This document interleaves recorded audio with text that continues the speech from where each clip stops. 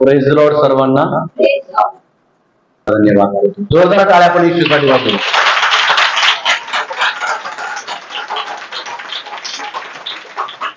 मी अभिषेक नाही, अभिषेक फक्त येशू ख्रिस्त आहे आणि तो आपल्याला काय करतो? त्याच्या अभिषेकाने करतो. Hallelujah, praise the Lord.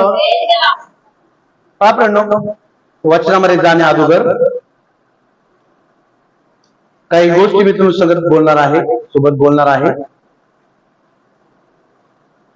त्या म्हणजे आज आपण चर्च मध्ये आलेलो आहोत. मी ज्यावेळेस चर्च मध्ये आलो, तुमच्या चप्पल पाहून मला कळालं की चर्च हा थोडं व्यवस्थित चर्च आहे, नाही का?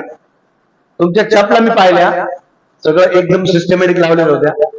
तुम्ही एकदम सिस्टमॅटिक बसलेला आहात. आणि नक्कीच जरी काही उणेवा आहेत मंडळीमध्ये, पण येणाऱ्या दिवसामध्ये देव त्या उणेवा काढून टाकणार आहे. आता पहा, ज्यावेळेस आपण चर्चला येतो, तयारी करून चर्चला आपण येतो, त्यावेळेस आपण देवासाठी काहीतरी आणतो. काही गोष्टी मी तुम्हाला सांगतो की आपण जे गीत गातो हे प्रभूसाठी आहे. Praise the Lord. जी आराधना करतो ही परमेश्वरासाठी आहे. जे स्तोत्र वाचतो ते आपल्यासाठी आहे. जे अर्पण, दान आणि दशमांश आपण घेतो ते सेवेसाठी आहे, आर्थिक गरजासाठी आहे, सेवा वाढण्यासाठी आहे, पवित्र लोकांच्या तुमच्या पालकांच्या गरजा भागण्यासाठी ते आहे, आणि वचन तुमच्यासाठी आहे. मग कोणती अशी गोष्ट आहे ती फक्त आपण देवाला देतो? मला बोलता मी बोललोय. हा, एक गोष्ट जी आपण देवाला देतो ती म्हणजे, आणि म्हणून देव सांगतो, माझ्या आराधकांनी माझी आराधना आत्म्याने खरेपणाने केली पाहिजे. तुमची आराधना डेव्हलप होत आहे, चांगली आराधना होईल या दिवसामध्ये मी अपेक्षा बाळगतो. आणि देवाच्या तुम्ही असे आराधक बना आणि आत्म्याने खरेपणाने देवाची आराधना करून प्रति दिवशी देवाला विश्वासामध्ये प्रसन्न करत जा. Praise the Lord. आज किती लोक उपवास धरून चर्च मध्ये आहेत? Praise the Lord. खूप छान. मी पण उपवासामध्ये आहे. योबाच्या कुटुंबात सर्व काही गेलं, पण देवाने त्याला सोडलेलं नाही. आणि योबाने काय सोडलेलं नाही? बायबल सांगतं सत्व सोडलं नाही. आपण लिंबू का विकत घेतो? पाहुणे आल्यावर ते पाहिजे ना, का विकत घेतो आपण? त्याच्याशिवाय माझे मीठ पण आपण भाजीमध्ये जातो का टाकतो? त्याच्यामध्ये काय आहे? चव आहे. म्हणजे मीठ चव सोडत नाही आणि लिंबू काय सोडत नाही? सत्व सोडत नाही. तसं तुम्ही लोकांनी देवाला न सोडलं पाहिजे आणि तुमचं सत्व जे आहे, ज्यांना आराधनेचं दान मिळालं त्यांनी आराधना करा, ज्यांना वचनाचं दान मिळालं त्यांनी सेवा करा, ज्यांना वादनाचं दान मिळालं आहे त्यांनी वादनाचं काम करा, ज्यांना उपवासाचं दान मिळालं आहे त्यांनी उपवास प्रार्थना. हालेलुया. एक वचन आपण वाचू आणि प्रार्थनापूर्वक आपण देवाच्या वचनामध्ये जाऊ. रोमपत्र 10वा अध्याय आणि 17 वचन यावेळेस आपण वाचूया. त्याप्रमाणे विश्वास वाचेने व वाचा ख्रिस्ताच्या वचनाचे द्वारे होते. डोळ्यामध्ये चालायचे. शरीर म्हणा, विश्वासामध्ये चाला. कितीतरी दुःख आले, संकट आले, तरी विश्वासामध्ये चाला, तर येशू आपल्या बरोबर आहे. आता पहा, काही लोकांबरोबर देव त्यांच्या बरोबर चालला. पहिला आहे अब्राहम, दुसरा आहे इयोब, तिसरा आहे दानिएल. असे 3 आपण हिरोज घेऊ. यांच्याविषयी असलेलं आहे की हे देवाबरोबर चालले. हनोक देवाबरोबर चालला, नोहा देवाबरोबर चालला, देव पण त्यांच्या बरोबर होता. आम्हाला एक वायदा आहे, युगाच्या शेवटपर्यंत आमचा देव प्रभू येशू आमच्या सोबत. पण प्रियांनो, आज तुम्ही आणि मी प्रभू बरोबर चालत आहोत. आमच्याकडे चांगलं चर्च आहे, चांगले पास्टर आहे, चांगलं बायबल आहे, पण ह्या लोकांना का बायबलमध्ये स्थान दिलेलं आहे? कारण त्यावेळेस त्यांच्याकडे पवित्र शास्त्र नव्हतं, त्यावेळेस त्यांच्याकडे चांगलं कुणी सहभागिता नव्हती, त्यावेळेस त्यांच्याकडे कुणी त्यांना सांगणार होता. पण तरी या लोकांनी काय केलं? चांगला विश्वास केला आणि देवाबरोबर त्यांनी आपली धाव पूर्ण केली. आणि म्हणून ते आपल्यासाठी कोण आहेत? हिरोज आहेत. ते आपल्यासाठी हिरोईन आहेत. सारा आपल्यासाठी हिरोईन आहे. अब्रामासाठी हिरो आहे. Praise the Lord. आणि विश्वासाचे जनक आहेत. आणि म्हणून विश्वासावर तुम्हाला चालायचं आहे. पुढील अर्धा घंटा तुम्हाला मी विश्वासावर कसं चालायचं किंवा किती पायऱ्या आहेत, किती चाव्या आहेत, त्या चाव्या मी तुम्हाला सांगणार आहे. तुम्हाला तर तुमच्या वैयक्तिक जीवनामध्ये अनुभव काय आहेत आणि त्या चाव्याने तुमचं ते कुलूप उघडायचं आहे आणि देवावर तुम्हाला निरंतर चालायचं आहे. हालेलुया. आपण जे वचन वाचलं हे तुम्ही कित्येक वेळा ते वचन वाचलं असेल. आणि शैतान सर्वात जास्त घाबरणारी एक वस्तू आहे ती म्हणजे देवाचं वचन. त्याला माहिती आहे आजचं वचन दरवेळेस ज्या हृदयामध्ये पडेल यांचं जीवन बदल आणि जीवन बदलेल आणि जीवन बदलून हे कायम प्राप्त करतील 100%. पण शैतान तसं होऊ देतो का? तो दाराजवळ बसलेला असतो आणि ज्या भूमीमध्ये देवाचं वचन पेरलेलं आहे ते लगेच आमच्या ऐकण्यामुळे जर आम्ही त्याच्याकडे मन लावला तर तो काय करेल? ते हिरावून घेईल. आणि म्हणून एका येशूने दाखला सांगितला की एक पेरणी करायला चालला. काही बी वाटेवर पडले, काही झुडपामध्ये पडले, काही खडकामध्ये पडले, ते उगवलं, करपलं, काही पक्षाने खाल्लं आणि प्रेरणा पहा वचन रूपी बीजाचा काय झाला? नाश झाला. म्हणून आज पहिली पायरी मी सांगत आहे की तुम्हाला वचन जर तुम्हाला देवाबरोबर चालायचं आहे तर तुम्हाला रोज देवाचं वचन ऐकावं लागेल. जर तुम्हाला लिहून घ्यायचं तर लिहून घ्या. पहिली पायरी आहे जर तुम्हाला देवाबरोबर चालायचं आहे, पहिली पायरी आहे रोज तुम्हाला देवाचं वचन ऐकावं लागेल.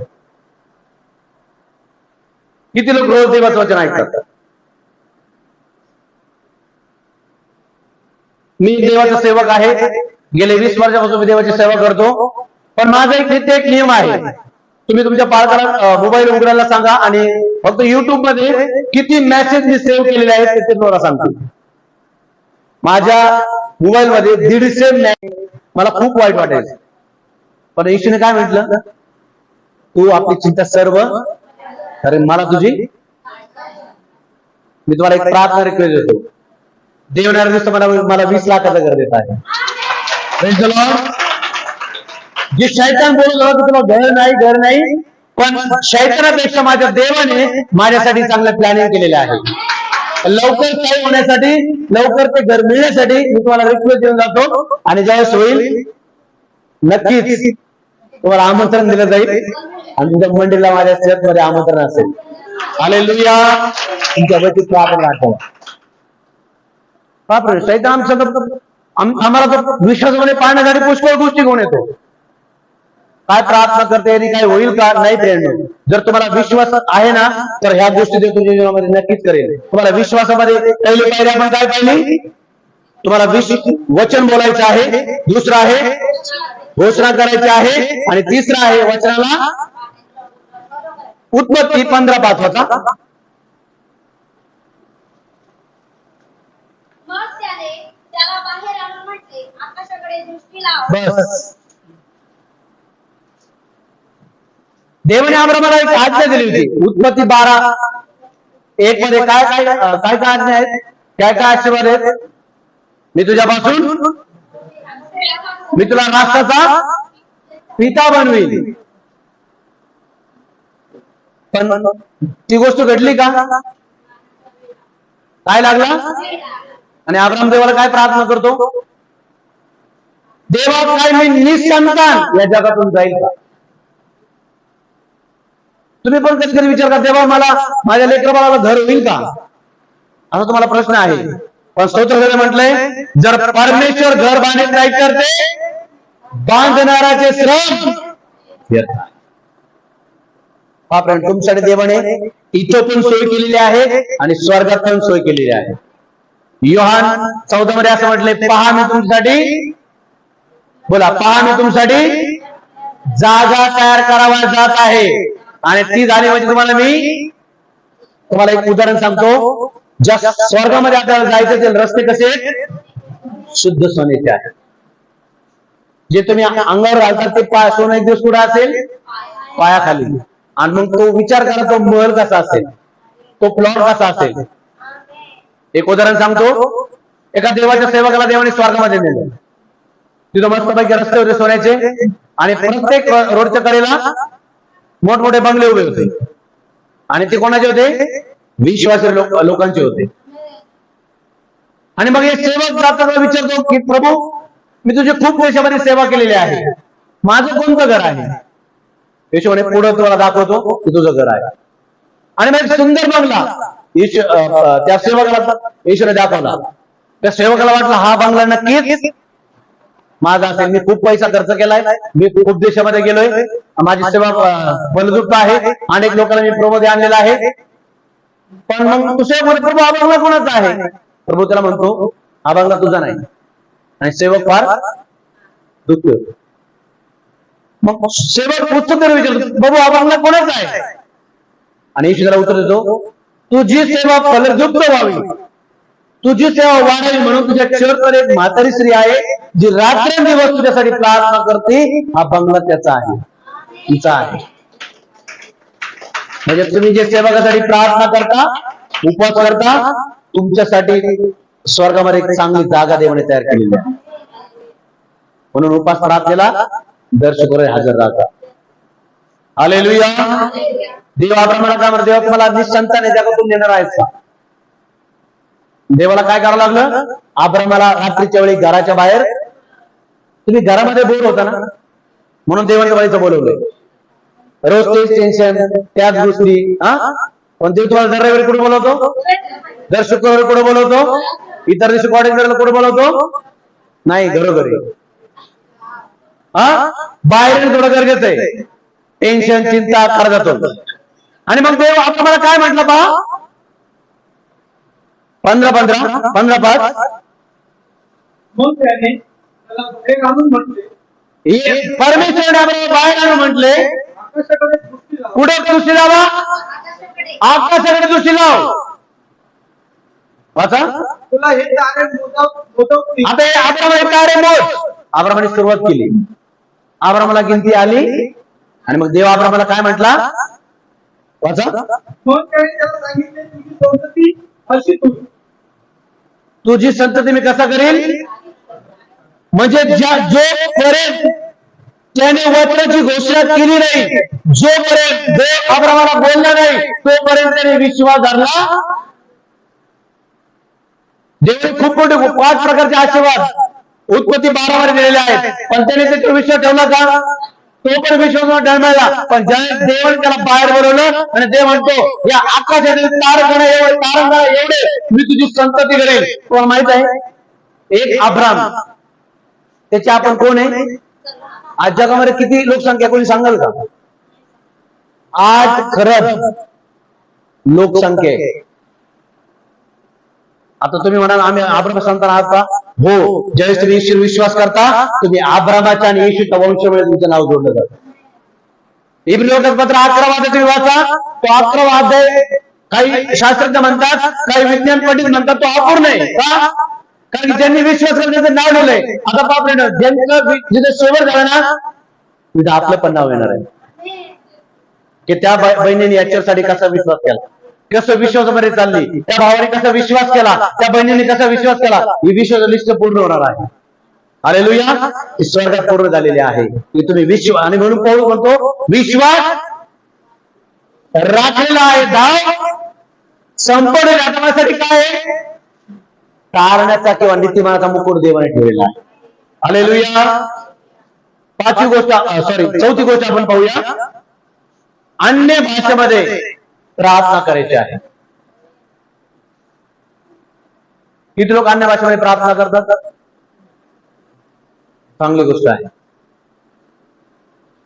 यहुदाचं पत्र 1 अध्याय 20 वचन. यहुदा 1च अध्याय आहे यहुदाच्या पत्राला.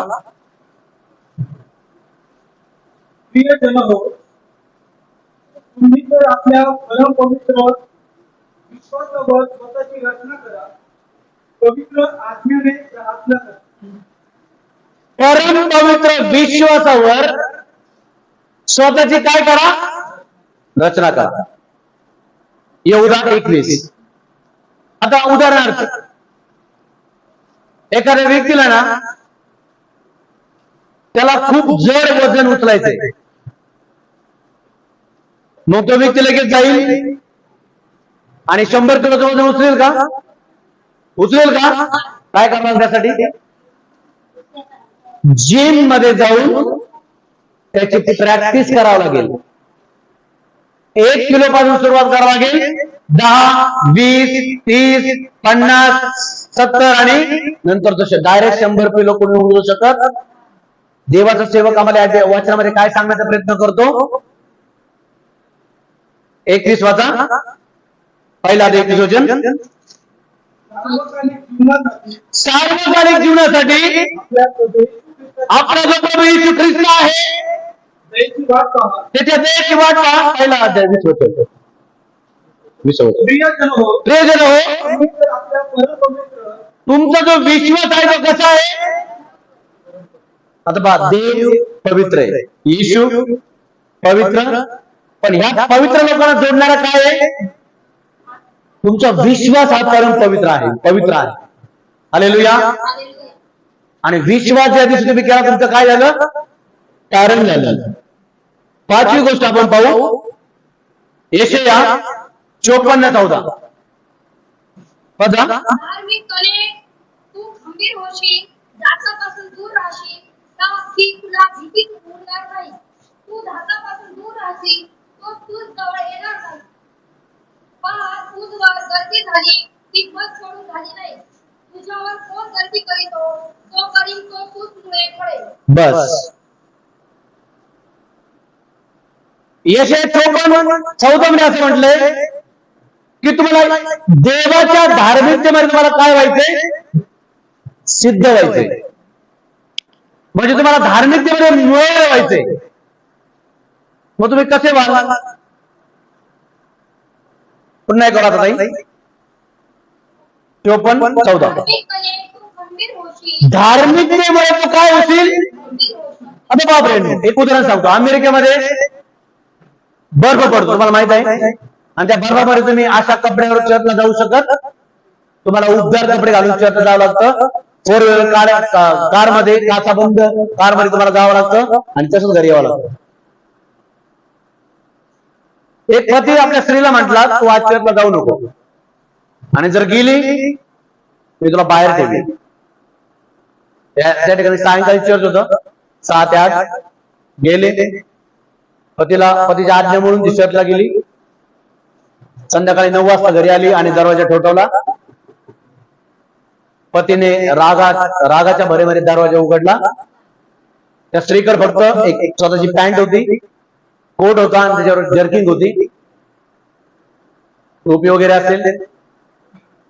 आणि मग त्याच्या रागामुळं तिला अखंड रात्र बाहेर दरवाजामध्ये कुडकुडत काढावं लागलं. तिला पण सकाळी जाग आली. त्याला थोडा पस्तावा झाला, अरे मी माझ्या पत्नीला असं करायला नव्हतं पाहिजे. ती चांगल्या कामाला गेली होती आणि मी तिला रात्रभर बाहेर ठेवलं. मग सकाळी त्याने काय केलं? उठला लवकर तातडीने आणि दरवाजाची कडी खोलली. तिची पत्नी दरवाजामध्ये कुडकुडत होती आणि ती उभा राहून पतीला काय म्हणते? गुड मॉर्निंग डार्लिंग, काय मी तुमच्यासाठी चहा बनवू की कॉफी बनवू? त्या पतीने विचारलं, अरे शहरला गेल्यामुळं हिला मी रात्रभर बाहेर ठेवलंय. पतीला अपेक्षा होतं की मला काहीतरी अपशब्द बोलेल किंवा काहीतरी बोलेल, पण ही काय म्हणत आहे?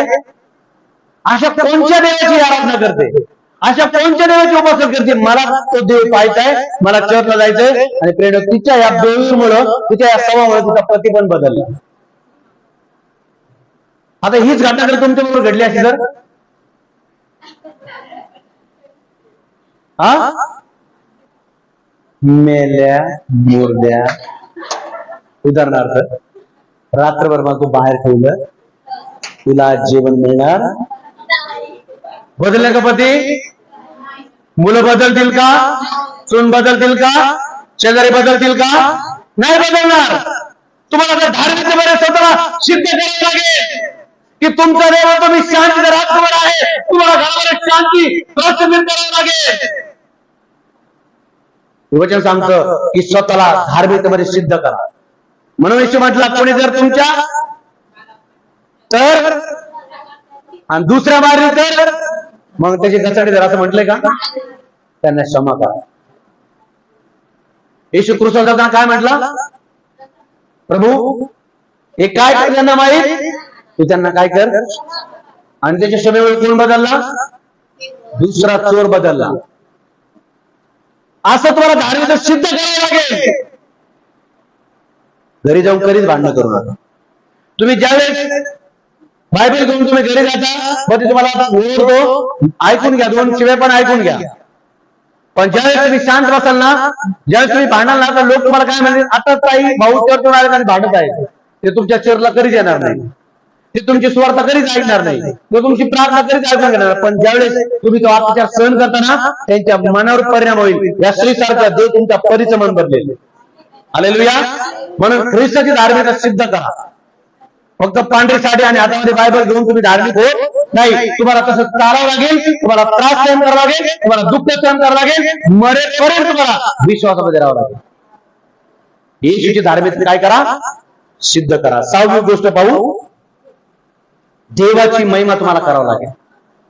रोमकरांचं पत्र 4 ते 20 वचन. लवकर शेवटचे फक्त 2 वचन राहिले. रोमकरांचं पत्र 4:20.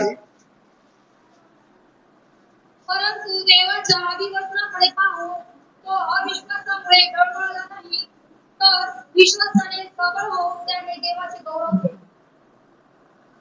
5वा पॉइंट काय आहे? देवाची महिमा तुम्हाला करायची. कशी करायची? अविश्वासामुळे काय होतं? डळमळतो. जहाज पाण्यावर खूप सुंदर आहे दिसलं चालताना, पण थोडं चित्र पडलं म्हणजे मग काय होतं? बुडून जाईल. तसं डळमळू देऊ नका. विश्वासामध्ये काय शिरू नका? जग शिरू देऊ नका. विश्वास म्हणजे पाण्यावर तरणारं जहाज आहे, पण त्याला एक छिद्र पडलं काय होईल? नाश होईल. आणि म्हणून देवाचं वचन काय सांगतं पहा 4:20. परंतु देवाच्या अभिवचनाकडे पाहून, परंतु देवाचे अभिवचन तुमच्याकडे काय आहे ते पहा. पुढे अविश्वासामुळे डळमळला नाही, अविश्वासामध्ये डळमळू देऊ नका, तर विश्वासाने सबळ तर होऊन विश्वासाने सबळ होऊन त्याने देवाचे गौरव केले. त्यांनी देवाचे गौरव केले. समस्या किती मोठी असो, तुम्ही देवाची आराधना करू नका. समस्या किती मोठी असो, प्रार्थना करायला सोडू नका. किती मोठे दुःख असो, देवाची आराधना करायला सोडू नका. विश्वासामध्ये चला. देवाला प्रतिदिन प्रसन्न करा. बापरेनो, एका म्हणलेली पास्टरची उदाहरण सांगतो. रविवारी तिचा मुलगा मरण पावला. हॉस्पिटलमध्ये त्याला फोन आला आणि फोन आल्यानंतर तुम्ही आणि मी असं काय केलं असतं? मी सांगितलं असतं माझा मुलगा मेलाय, मी 2 अश्रू गाळले असते, कुलूप लावून घरी गेलो असतो, पत्नी सोबत नाटक सोबत रडत बसलो असतो. हे सेवकाने काय केलं माहिती मला? ज्यावेळेस त्याचा फोनाला आराधना चालू होती, सांगितलं मला 3 तास लागतील तिथे येण्यासाठी, कारण माझ्या देवाची काय चालू आहे. तरी तो डगमगला नाही. मुलगा मेला तरी घरात प्रेत असताना देखील तो डगमगला. आराधना पूर्ण करून मग त्याने अनाउन्समेंट केली माझा मुलगा मेलेला आहे आणि संध्याकाळी 6 वाजता माहित आहे. मी खरं उदाहरण तुम्हाला सांगत आहे फ्रेंड. किती मोठी घटना झाली. डळमळू नका. धार्मिकता सोडू नका. चर्च सोडू नका. प्रार्थना करून सोडू नका. उपवास करणं सोडू नका. खंबीर व्हा. विश्वासामध्ये डळमळू नका. आता पहा, पुष्कळ गोष्टी अशा जगामध्ये चालल्यात जे तुमचा विश्वास डळमळतील. लोक म्हणतात तुम्हाला धर्म परिधान केलं तुम्हाला पैसे नाही. प्रेम, आम्ही देवाचं वचन ऐकून बदललेलं आहे. आम्ही देवाचं वचन ऐकलेलं आहे. आम्ही विश्वास धरलेला आहे. कारण झालेला आहे. स्वर्गामध्ये मोठं प्रतिफळ तुमची वाट पाहत आहे. शेवटची गोष्ट आणि आम्ही पाहू. कानान देशमध्ये किती जासूस गेले होते? एजंट किती गेले होते? हो ना, 12. 10 लोक काय म्हटले? हो, त्या 12 समोर आपण कोण आहे? छोटेसे कितके. 10 लोक असं म्हटले. 2 लोक विश्वासाने बोलले. काय म्हटले? तर परमेश्वर आपल्या बरोबर आहेत, आपण त्यांना हरवू. त्यांच्या बरोबर कोण होता? 10 लोकांनी चुकीची खबर आणली. 2 लोकांनी गुड न्यूज आणली. 10 गोष्टी जगामध्ये अशा करतील जे तुम्हाला विश्वासापासून दूर नेतील, प्रार्थनेपासून दूर नेतील, आराधनेपासून दूर नेतील. पण 2 गोष्टी ज्या तुमच्यासाठी सुवार्ता जे तुमच्यासाठी खुशखबर आणतील ते 2 लोक आजच्या मध्ये पाहिजे. पास्टरच्या खांद्याला खांदा लावून सेवा करणार. बायबलमध्ये असं म्हटलंय, मोशे ज्यावेळेस हात खाली करायचा इस्रायल लोक हारायचे. देवाने 2 सेवक निवडले, हात उंच केले, इस्रायल लोकांनी विजय प्राप्त केला. हालेलुया. शेवटचं एक पायरी भाऊ, पवित्र संगतीमध्ये मला वाढायचं आहे रोज.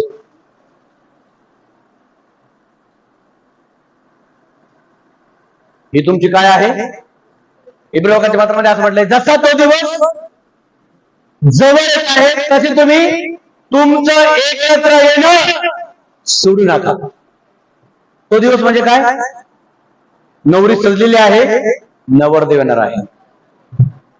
तुमचा येशू लवकर येत आहे. आणि म्हणून पवित्र संगती, पवित्र संगती, पवित्र संगती. वचन वाचू, नीतिसूत्र 13:20.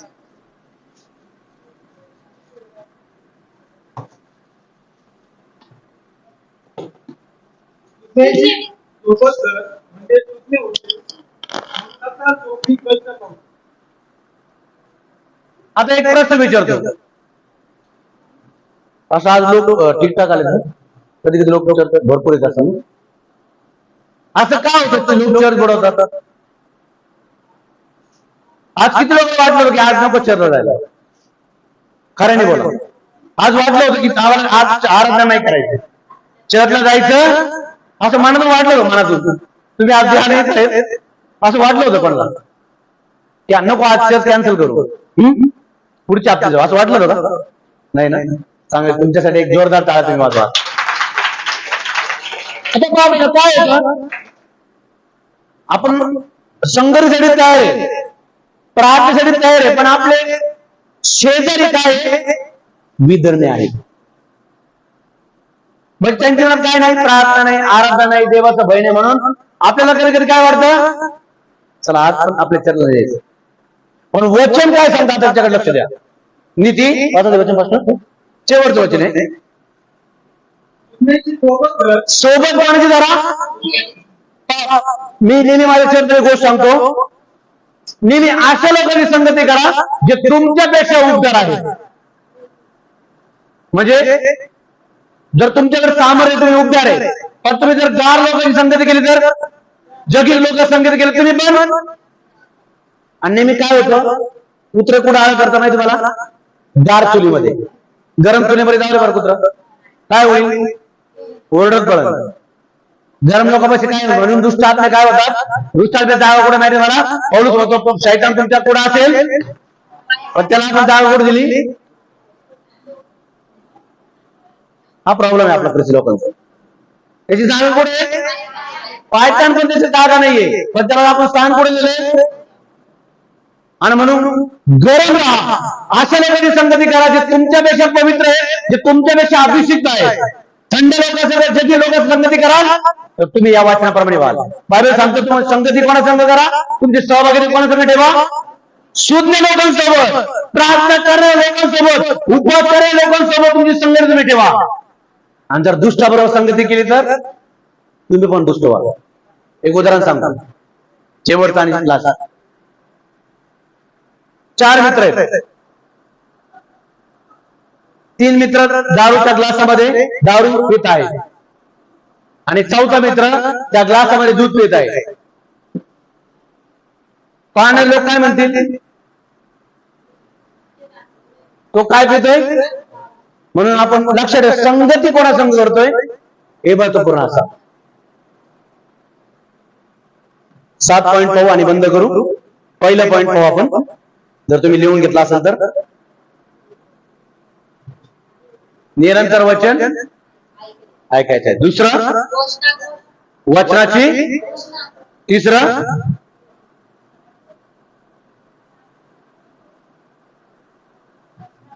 वचनाला पाहायचंय. चौथं अन्य भाषेमध्ये तुम्हाला निरंतर बोलायचंय. 5वं येशूमध्ये तुम्हाला मिळवलेलं धार्मिकतेत मिळवलं व्हायचंय. 6वं देवाची महिमा करायची आणि 7वं पवित्र संगतीमध्ये तुम्हाला वाढायचंय.